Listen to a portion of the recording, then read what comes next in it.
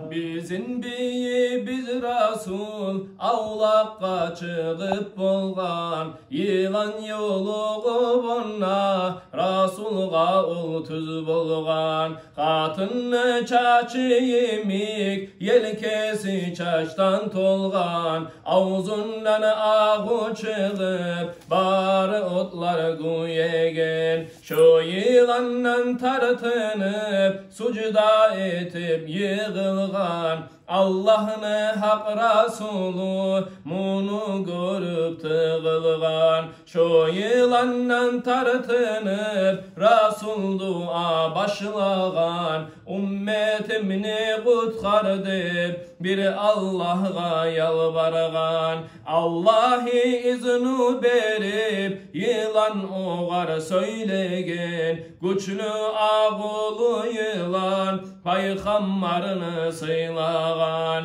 Ağımdan korkmak üçün seni Allah'tan tileysen, ağımdan güçlü ağı ümmetinden görmeysen. Rasulü tamaşa bolup yılanğa şulay aytkan, ağından güçlü bolgan qaysı ağudur olay. Yılan aytdı Rasulga, hey Allah'ını hak kulu, namaz kılmasa katun kolundadır ağusun.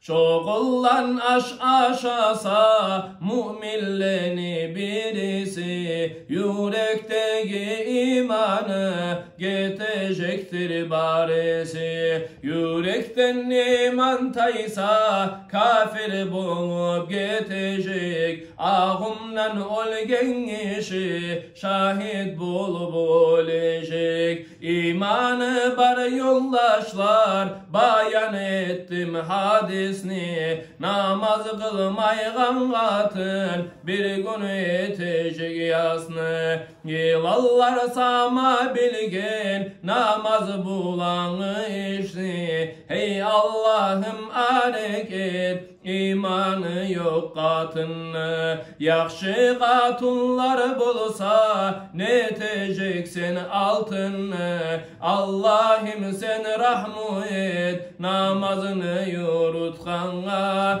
Hak paygambarını söyüp bu nazmunu yazganğa. Allah Allah ya Allah, Allah Allah ya Allah, Allah Allah ya Allah, iğfir lana ya Allah.